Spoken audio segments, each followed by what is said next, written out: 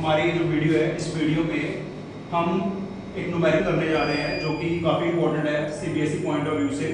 ठीक है, इसमें ये जो न्यूमेरिकल है इसमें जितनी भी ब्रांचेस हमारी आ रही है ना, जैसे ये ब्रांच है ए बी सी डी और ये जो ब्रांच आ रही है बी टू ई, इसमें हमने फाइंड करनी है कि हर एक ब्रांच में कितनी करंट जो है वो फ्लो करेंगे।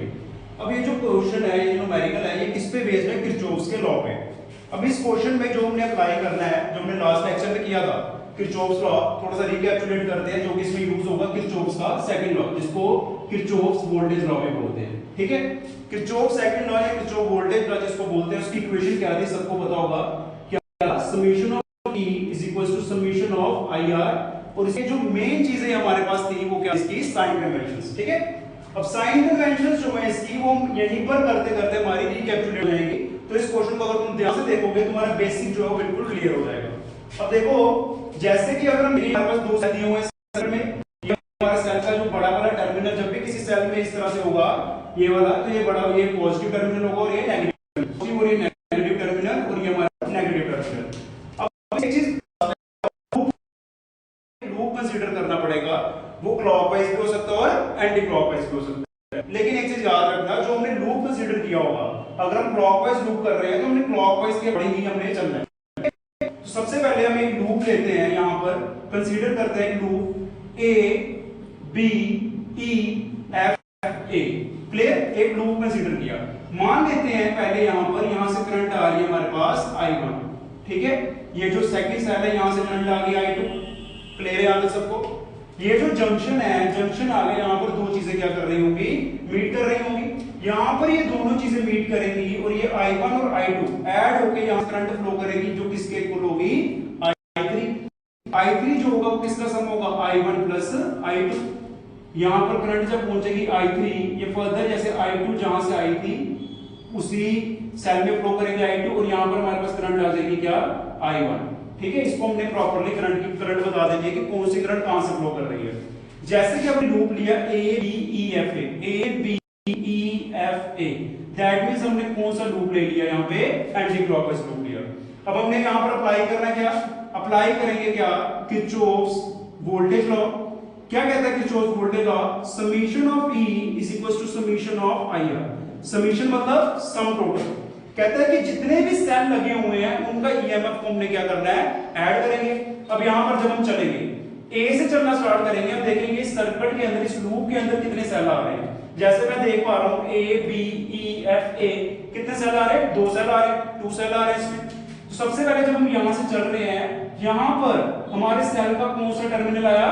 पॉजिटिव। और मैंने बताया था कि हमारी डायरेक्शन के इस रास्ते में अगर पॉजिटिव टर्मिनल आ जाए तो उस सेल का जो ईएमएफ होगा वो हम लोगों ने क्या लेना है? नेगेटिव लेना है। क्या लेना है? नेगेटिव। ये कहां पढ़ा हमने? साइन कन्वेंशंस में। तो इसका ईएमएफ हमने क्या लेंगे? -2। फिर हमने आगे चलना, चलते चलते इसी लूप में चलेंगे। ठीक है, ऐसा नहीं है कि यहां से यहां, इसके लूप से चलते हुए यहां पर पहुंचेंगे। अब नेगेटिव जब इसका टर्मिनल आएगा तो नेगेटिव टर्मिनल में हमने क्या लेना है? पॉजिटिव लेंगे। अब इसके अलावा इस लूप में कोई भी सेल नहीं है। अब हमारे पास आ जाएगा, हम करंट और रेजिस्टेंस को देखेंगे। से चलना स्टार्ट किया ए से बी से पहुंचे हम ई पे, यहां पर एक रेजिस्टेंस आया, हमारी डायरेक्शन आ गई ना हमको इस तरह से, तुम्हारी डायरेक्शन और करंट की डायरेक्शन ऑपोजिट आ गई। तो इन दोनों का प्रोडक्ट IR मतलब रेजिस्टेंस और करंट का जो प्रोडक्ट होगा वो क्या आएगा? अब देखो, डायरेक्शन अगर ऑपोजिट होगी तो IR का प्रोडक्ट हमने क्या पढ़ा था साइन कन्वेंशंस में? क्या होगा? नेगेटिव। तो यहां पर क्या पड़ेगा? -2 टाइम्स I2। फर्दर जब हम यहां से चलेंगे, ऊपर जाएंगे, अब हमारी डायरेक्शन और करंट की डायरेक्शन क्या हो गई? सेम। तो क्या आएगा? Positive 1 into I1। क्लियर है? अब यहां पर हम करेंगे थोड़ी मैथमेटिक्स, बिल्कुल बेसिक सा। -2 + 1.5, 0.5 माइनस का, -2 times of I2 plus times of I1। Clear है यहां तक सबको? अब यहां से अगर माइनस को एज इट इज रहने दें, माइनस को हम यहां से कॉमन ले लेते हैं, 2 times I2 minus I1, minus और माइनस क्या हो जाएगा यहां पे? Cancel. 0.5 equals to 2 times I2 minus I1। Clear? अब इस I1 को अगर मैं यहां पर ट्रांसपोज कर दूं तो 2 टाइम्स I2, इसको इधर शिफ्ट कर देंगे, -0.5। ठीक है, तो ये हमारे पास किसकी वैल्यू आ जाएगी?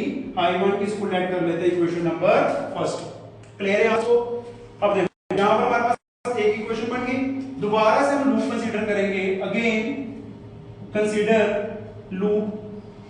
अब हम कौन सा लूप कंसीडर करते हैं? मान लेते हैं B C D E B, ठीक है, B C D E B.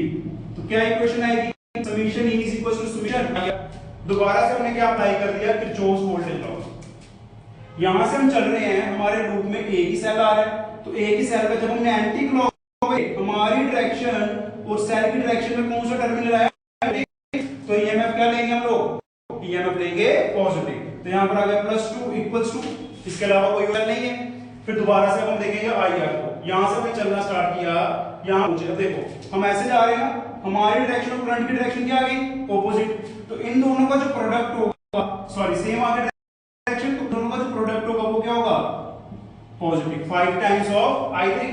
अब अगर हम यहां से चलेंगे, यहां पर I2, हमारी डायरेक्शन और I2 की डायरेक्शन क्या है, सेम, तो क्या आएगा 2 टाइम्स ऑफ I2।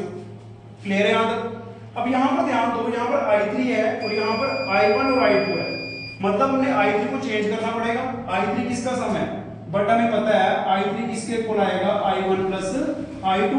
यहां पर सब्स्टिट्यूट कर दो, 2 equals to 5 I1 plus I2 plus 2 times of I2। Clear है यहां तक सबको। नेक्स्ट क्या आएगा, 2 5 times of I1 5 times of I2 2 times I2, बिल्कुल बेसिक सी कैलकुलेशन है, ठीक है। 5 I1 एज इट इज रहेगा, 5 and 2 become 7 times of I2, equation number second. Clear है यहां तक। अब जो हमने I1 की वैल्यू फर्स्ट इक्वेशन में निकाली थी वो हम यहां पर सब्स्टिट्यूट करेंगे, ठीक है। Put equation first in equation second, तो क्या बनेगा बताओ जरा, 2 एज इट इज रहेगा इक्वल्स टू 5 टाइम्स I1 किसके इक्वल है हमारे पास, 2 times I2 minus 0.5 plus 7 times of I2।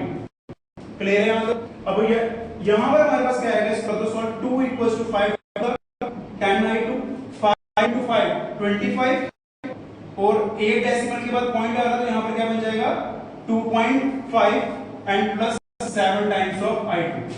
2 equals to, ये इसको शिफ्ट कर दो, माइनस का यहां पे पॉजिटिव हो जाएगा, 10 I2 plus 7 I2 become 17 times of I2। Clear. 2 plus 2.5 become 4.5 equals to 17 times of I2। अब इसको कर दो solve, 4.5 upon 17 equals to I2, point हटा देंगे, यहां पर आएगा 10। अब बेसिक कैलकुलेशन है, 5 2 से 10 5 9 से, देन I2 जो बनेगा 9/34 और करंट का यूनिट सबको पता क्या होगा, एंपियर। ये हमारे पास आ गई I2 की वैल्यू। क्लियर है यहां तक सबको। अब I2 की वैल्यू को हम सब्स्टिट्यूट करेंगे इक्वेशन फर्स्ट में, तो I1 की वैल्यू निकल जाएगी। देयरफॉर इक्वेशन फर्स्ट क्या बनेगी बताओ जरा, I1 equals to 2 times I2 की वैल्यू पुट कर दो, यहां पर 9/34 माइनस 0.5, इसको कैंसिल कर दो, 2 1s are 2 17s are, I1 equals to 9/17 minus 0.5 and 17 को 5 से कर दो, 5 7 35 85, इसका एलसीएम ले लो, 9 minus 8.5/17। क्लियर है यहां तक। 9 minus 8.5 हमारे पास किसके इक्वल होगा, 0.5/17। इसको डेसिमल को चेंज कर दो, 5/10 into 17, 5 1s are 5 2s are, तो I1 जो आएगा 1/34 एंपियर। यहां तक क्लियर है सबको। देखो I1 निकल गया हमारा, I2 निकल गया। अब हमें ये पता लग गया कि इस ब्रांच में से कितनी करंट फ्लो कर रही है, I1। यहां पर हमारा आ गया। अब लास्ट हमने निकालना है देयरफॉर I3 क्या होगा, दोनों को ऐड कर देंगे, ठीक है। I1 प्लस I2, I1 कितना है 1:34 and I2 is 9:34, then I3 become 10/34 ampere. Clear. अब इस कंसेप्ट को अगर तुम लोगों ने इस क्वेश्चन को एक बार अच्छे से कर लोगे तो तुम्हारा जो किरचॉफ्स लॉ का बेसिक कंसेप्ट है वो बिल्कुल क्लियर हो जाएगा। नेक्स्ट वीडियो में मिलते हैं, कुछ और क्वेश्चन करेंगे इसी टॉपिक पे बेस्ड। Thank you.